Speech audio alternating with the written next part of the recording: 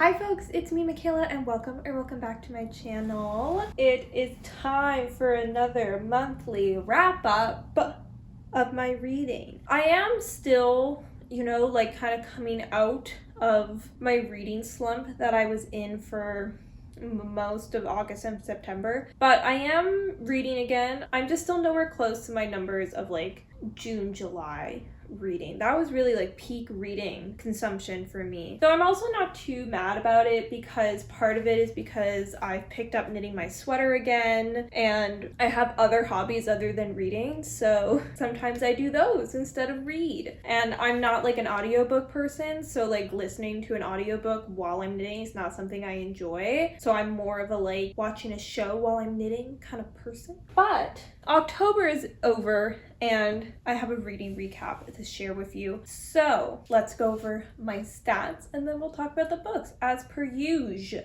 In the month of October, I read a total of 4 books. I read 2 fantasy books, 1 mystery, and 1 nonfiction. I had 3 that were digital books that I loaned through Libby and 1 physical read that I owned. Very bizarre, 75% digital reading. But you'll see the book I did read physically that I owned myself is a chonker of a book. It's a big book. So I was still reading that for most of the month. I used to never be somebody who read multiple books at a time, but I have started doing that because I like to read digitally a little bit more when I'm at work. It's easier to fit in when I only have a couple of minutes to read digitally. I can kind of pull the book up, and then when there's a lull in work, I can read a couple paragraphs or something, when I have 5 minutes, and it's easier to do that digitally than to pick up a physical book. But yeah, so I have actually been finding a good space for digital reading. I do still prefer to read a physical book though. I did read a total of 1,848 pages in October, which averages to 462 pages per book. Like I said, there's a chunky book in there. We'll get to it. And about 60 pages a day. And I had an average rating this month of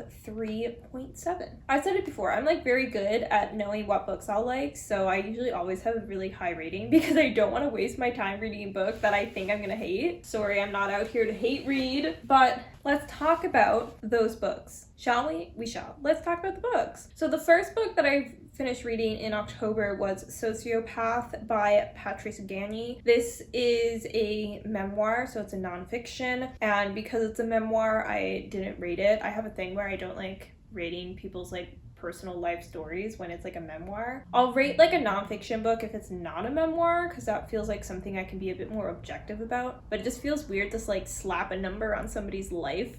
I don't know. Anyway, I did think this was a very interesting and intriguing read, and I do recommend reading it because I think it just kind of changed, not necessarily even changed, but it just made me think about something that I haven't thought about before, which is sociopathy, how they're treated by society, and how little research has been done in treating sociopaths and the negative light they're often portrayed in. It was a really interesting read, and I think that she does a really good job of writing her memoir in very much a story that is going to keep you reading while also talking about the technicalities and kind of the academic-y psychology aspects. So it was kind of a story, but also felt fairly educational in a way, which I really liked, and I said, a really intriguing read. I then read Everyone on This Train is a Suspect by Benjamin Stevenson. This is the second book in the Ernest Cunningham mystery series, and I was kind of putting off picking this book up for a while because I wasn't sure if I wanted to buy it or not, because I do own the first book, Everyone in My Family Has Killed Someone, and I really loved that. I gave it 5 stars, but I wasn't sure how this was going to turn into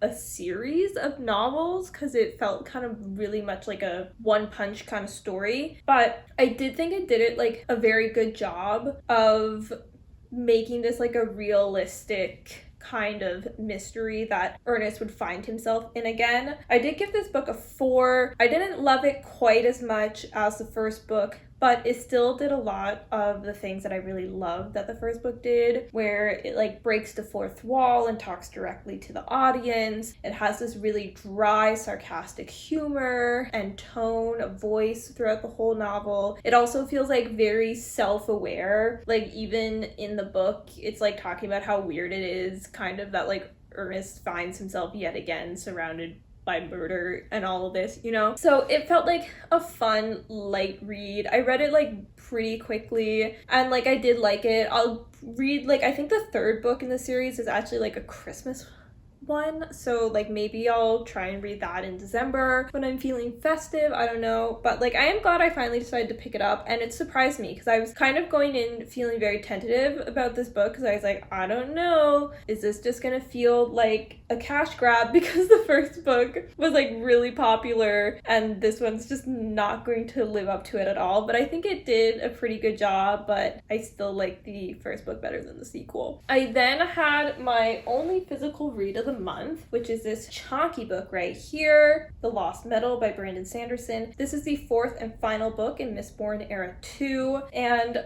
I finished the series in October, guys. Look at me go. I did read this for a reading vlog, so you can check that out to hear more of my thoughts over there. But I did give this a 4-star. I felt in general that it was just as engaging of a read as the other books in this series. The Wax and Wane Era 2 of Mistborn series is very like action-packed, gunslinger, fight scene-y. There's a lot of like mystery elements. It kind of combines like a mystery crime novel with like a fantasy western, which is like really fun. I do love the magic system in Mistborn and the metals and how in Era 2 things have like developed with the magic because of like the extremely large time jump that happens between Mistborn Era 1 and Mistborn Era 2. Find that like really intriguing. And I also really love our characters in Mistborn Era 2. Wayne is my favorite, but I also have a very special place in my heart for Steris.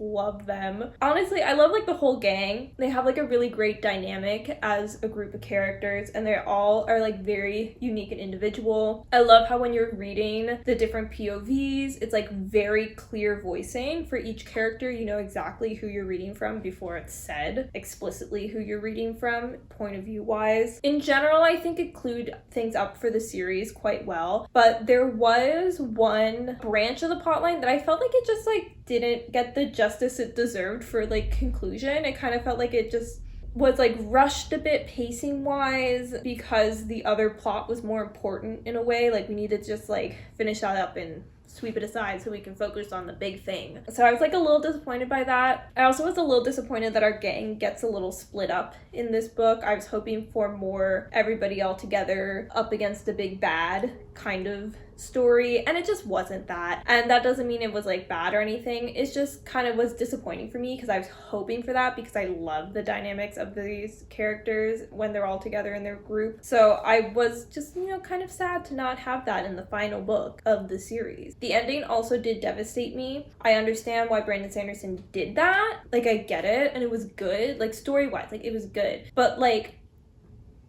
I can still be upset about it, okay? I'm allowed to be upset about it, and I am. And then the final book that I finished reading in October, I am also like currently reading 2 more books, but I haven't finished them yet, so they'll be in November's wrap up. So the last book I finished reading in October is The Hidden Oracle by Riordan. This is the first book in the Trial of Apollo series. I decided I wanted to pick up another Riordan series in the Percy Jackson universe because I was missing some like middle grade YA, lighthearted, quick read fantasy in my life. So I decided to pick up a new series, which really negates the fact that I finished the series. That's for future me to deal with, so I'm not thinking about that right now. I did give this one a 3-star. It was good. It wasn't my favorite in the series, but it was like fun, and I did really enjoy reading from like the Apollo perspective. I think it was done in like a really fun way of the reader clearly seeing that like what Apollo thinks isn't necessarily good all the time,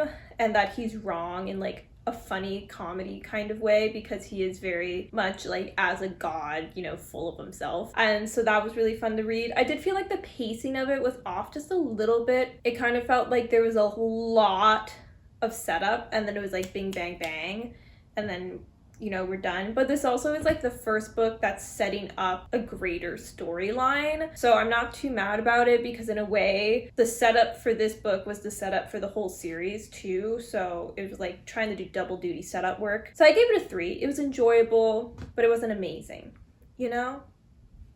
You feel me? I'm thinking I actually might pick up the second book in November. I have it on my Libby Loan shelf just because, like I said, it's like the fall is when I like to read fantasy, and this kind of like lighthearted YA, Percy Jackson, Greek god universe comedy fantasy is something that I really find fun to read. And you know what, like when it's getting all like cold and dreary outside, you need some more fun. So that's what I'm gonna do. I'm gonna read some more fun in November. That's the plan. So I know I said previously in a video that I was planning to read Reckless in October, and guys, I do finally have the book, but it took me, no joke, 2 weeks and 3 attempts to purchase Reckless by Elsie Silver. It's on my shelf now, but I like saw that there was one in stock on Indigo, so I was like, oh, I'll order it this morning for pickup in store later today. But then it was like the inventory that was shown online was like off, so the pickup order got canceled, and I was like,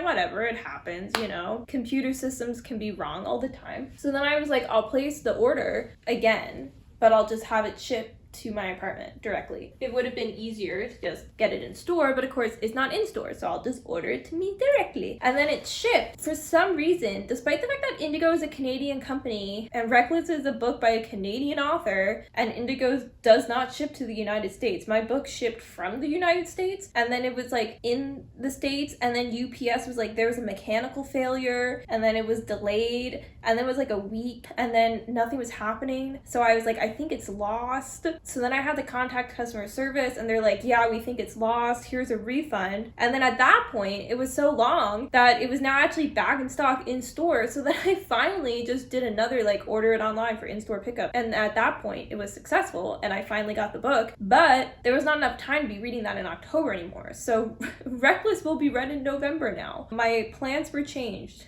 thanks to a very bizarre series of unfortunate events with Indigo. I don't like necessarily blame Indigo. It was just weird, right? Like, it's not like it's Indigo's fault. It's just like odd that it all happened to me at the same time for the same book. It felt like the universe was telling me not to read Reckless. But that's my fun book story, I guess, of the month. If you've had anything like that happen to you for a book order, let me know. If you did like this video, make sure to give it a like, give it a little thumbs up. If you have to like me, consider subscribing. I'd be happy to have you. Do let me know about your October reading. Were you reading spooky books, thriller, horror? What was your favorite? Do you like to read like seasonally? I'm not a big Halloween person. I'm not a big like horror person, so I don't really focus my reading around that during this time of year, but I feel like a lot of people do, so I'd love to hear it. If you have any thoughts on the books I mentioned in this video, do let me know. Do your thoughts match with mine, or are they very, very different? And with that, I hope you're having a wonderful day today, and I'll see you in the next one.